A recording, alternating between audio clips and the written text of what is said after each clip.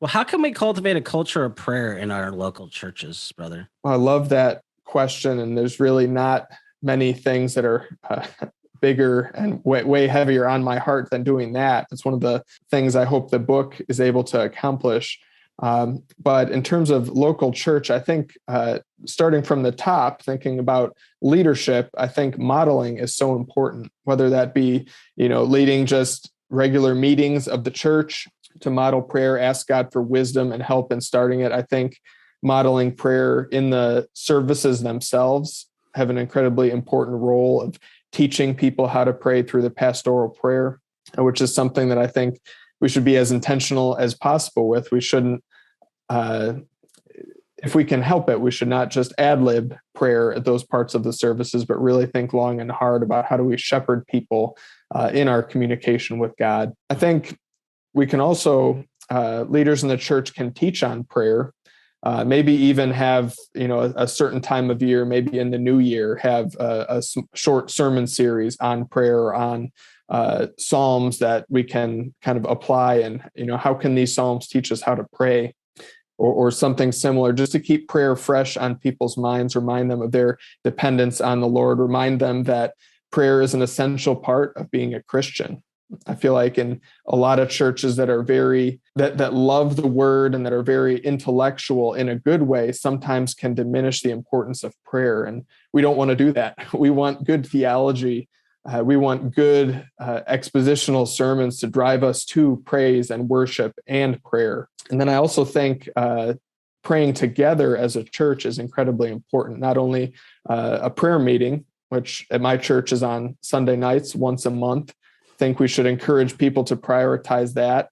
I think, in different ministries I've led, sometimes it's been hard to get people at different meetings outside the normal flow of things. But are there ways to tack on shorter prayer meetings to events that people are already at? Or are there ways to build in prayer into events that people are already at? That's one way to encourage and cultivate a culture of prayer.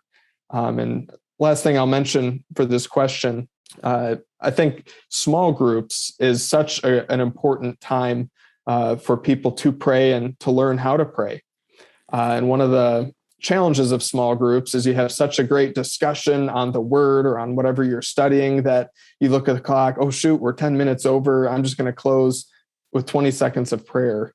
And so what I do in the small group that I lead to overcome that is a lot of times I'll start with prayer just so I know we have plenty of time. And sometimes groups, the different prayer requests that come up in the group can kind of balloon and take up a lot of time. So sometimes I'll have a couple different sessions of prayer in a small group. And maybe we'll just start off saying, hey, we're going to look at this Psalm, or we're going to think about this focus that we're going to talk about today. And I want each of us to pray for a couple minutes about how the Lord can deepen our understanding of his word in our hearts and how we can live faithfully. And then we'll just start in that, and then we'll close with another session of prayer. So those are just some random thoughts on cultivating a culture of prayer. That's really good. And I really think the aspect that you touched on about small groups is so vital, because when I led small groups, we would start out sharing about what prayer requests we have, what's going on. And often that would, lead into sometimes even not doing the lesson. The lesson would be, there'd be a common theme. And, so I would just take that theme or whatever and just talk about it with the guys, since it was a men's Bible study. And then we would pray for one another, or we'd focus on praying for somebody. You don't have to have just like one set thing. Like, you can have a lesson, sure, but you don't have to necessarily just go with that. You can just go with the flow. If you're comfortable with that, of course. We're not saying you have to do that, but going with the flow and focusing on people and ministering to them and loving them with the truth is so vital. So yeah, that's great. It's wise. Yeah, it's something that I think we don't talk enough about in the church. We just have such a cookie cutter approach to things, and it bothers me. So that's why we're important to be able to pivot and minister to people's real needs with the gospel. And sometimes that's officially getting the study done, and sometimes that's dealing with different heart issues, and that can be very transformative. Yeah.